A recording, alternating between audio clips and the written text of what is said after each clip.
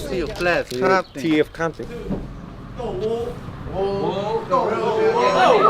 I could have died like 30 times. Like, they'll bounce out from the corner, you know, start busting at us. We really just go at it mostly with all the black hoods, you know. What drew me in, yeah, like he said, family, you know. They used to be pressing that, you know, black K, whatever, you know, like they used to be racist, you know. Watch out that Corvette. Oh, you better bounce out, you better aim good. We're a Southside hood, we be for everybody in Compton though. Once we get that side hot, we come to this side. Right here, get cracking for sure. Like, niggas know not to come around here. We surrounded by all Pirus, like all hoods, like we just right in the middle of the Compton. This is where I got put on here. What's that? Okay. This is where I got put on. Whoever chipping on the hood, nigga can get it on the head. Everywhere you go, a squabble. Hell yeah. Everywhere. Everywhere you get just. But I mean, it's regular. You get used to that.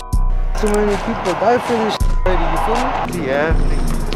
I got shut up when I was on house arrest. Oh damn. Look, bullet hole right there. Damn, you're on house arrest and somebody came through. Went crazy. We will never speak people no off. That's one thing. That's Mandos. No one's bigger than the program. You feel me? We started out, though, doing a story about kids and guns, but what we find was much more compelling. It's a story about two little boys, life on the streets, and the gang they call family.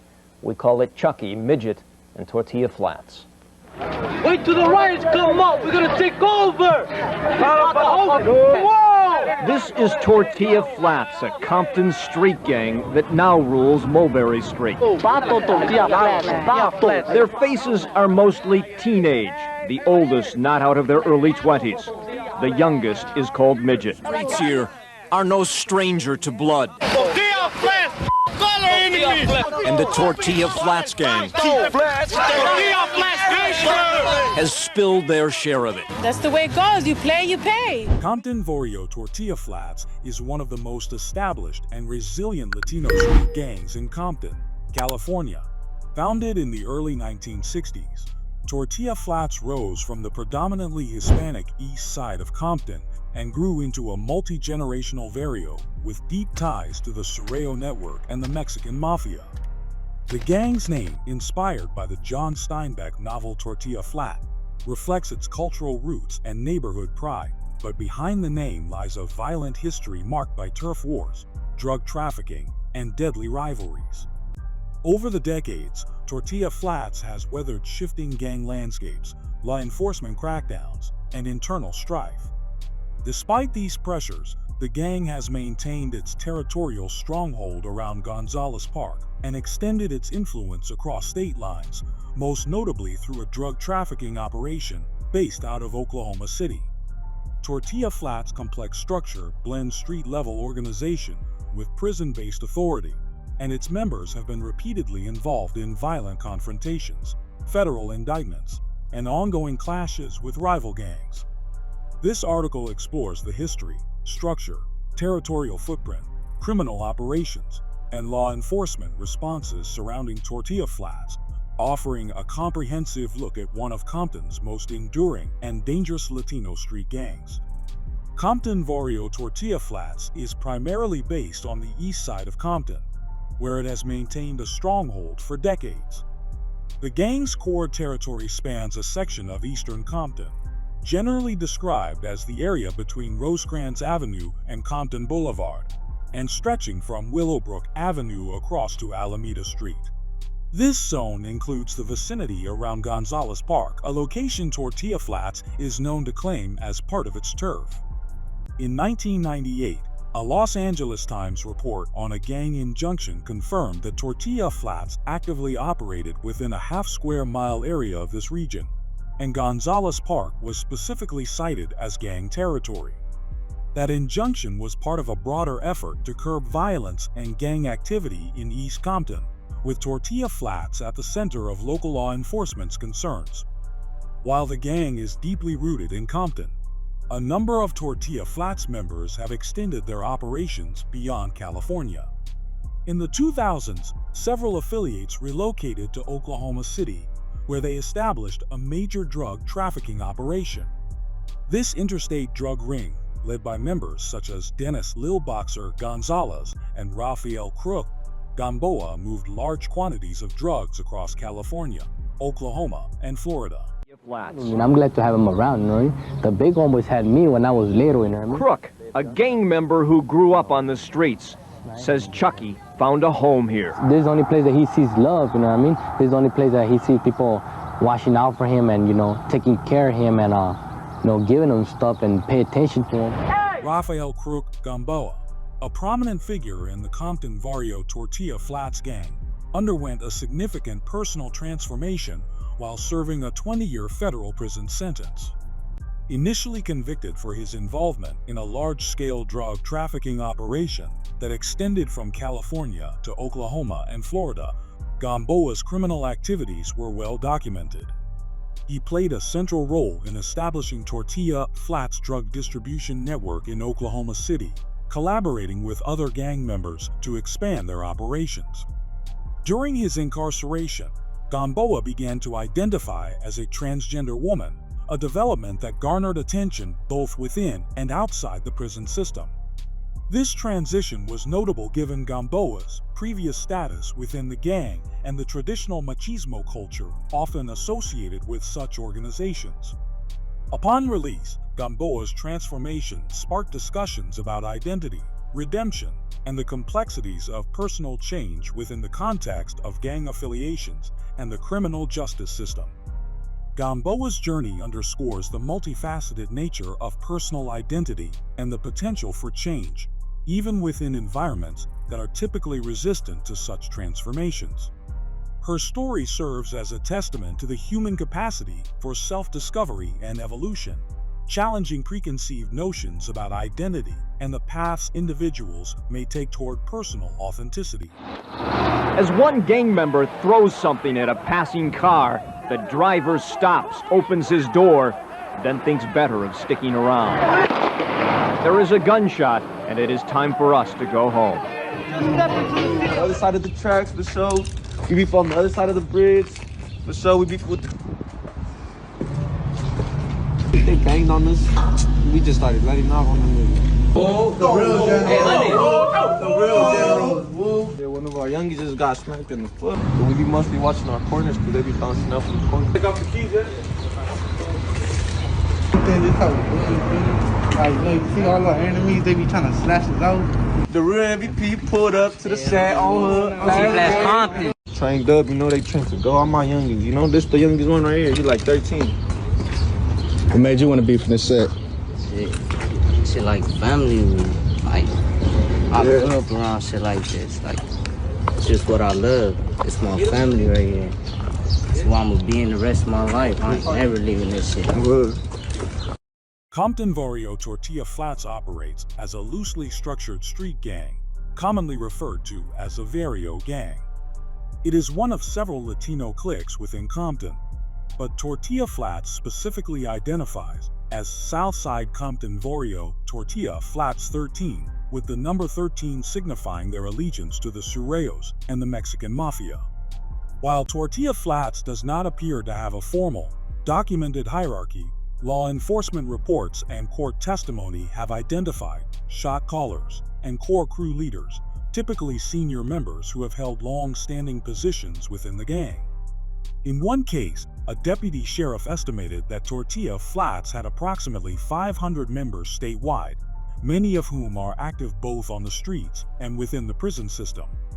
As veteran members have been locked up or aged out, leadership and street-level responsibilities have transitioned to younger generations, sometimes referred to as the Young Tortilla Flats or New Generation. Despite these broader affiliations, Tortilla Flats is involved in numerous rivalries, many of which are driven by localized disputes over territory, influence, and gang reputation. Interestingly, several of Tortilla Flats' rivals are also Sureño-affiliated Latino gangs operating within Compton. These include Compton Varrio 155, Compton Varrio Alondra 13, Compton Varrio Locos 13, Compton Varrio Largo 36, Compton Varrio 70s, and Compton Varrio Segundo. Although these gangs all fall under the same general Sureño umbrella, street-level conflicts and long-standing feuds have kept them at odds with Tortilla Flats. Turf wars between these sets have historically led to violence and ongoing tensions, despite any nominal alliance through the Sureño identity. In addition to rivalries with fellow Latino cliques, Tortilla Flats also has a history of violent conflict with several black gangs, particularly those affiliated with the Bloods and the Piru sets. These rivalries include well-documented tensions with Elm Street Pirus, Fruittown Pirus, and Treetop Pirus. Violent encounters have been recorded in both police investigations and court cases. In one incident from 2005, following the demise of a Fruittown Piru member, investigators reported that fellow Bloods immediately blamed Tortilla Flats for the deletion, leading to retaliatory threats and heightened conflict. Another case in 2011 involved Treetop Piru members ambushing and shooting a Tortilla Flats member on Elm Street. Such episode the deep animosity that exists between Tortilla Flats and various Piru sets within the city. While Tortilla Flats is generally considered to be opposed to Crip gangs due to the traditional Sureño-Crip divide, explicit and specific rivalries with Crip sets are not as frequently documented in the public record. Most of the gang's violent history revolves around clashes with Blood-affiliated groups and competing Latino gangs within Compton's fragmented gang landscape. Court records say at age 14, Midget is on a self-destructive path. He's put on psychotropic medication. But later, Midget, called into action by Tortilla Flats gangsters, stabs a 16-year-old and an 18-year-old at a graduation party behind this Long Beach storefront. Both victims live. 19-year-old Imelda de la Cruz, drunk at a Compton party, gets into a fight with a rival gang member. She pulled out a gun, and when she pulled out a gun, several other people pulled out guns, and it kind of a shooting, a helter-skelter shooting occurred. Imelda is hit by more than a half-dozen bullets from 2 different guns. Midget's brother, Ricardo Verduzco, known as Woody, had recently broken up with Imelda. They had a 4-year-old son together named Adrian. Upset and disrespected by Imelda's death, shows up about a half-hour late for the funeral service. Late, say prosecutors, because he's stopped off to murder someone first. Johnny Rios is a Tortilla Flats gang member known as Big Chucky. He was involved in the shootout at the party where Imelda was killed.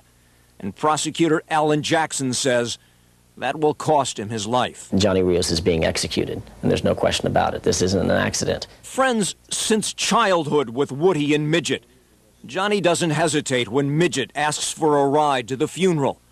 But when Johnny pulls up in the driveway of this Linwood house, they intended for him to die.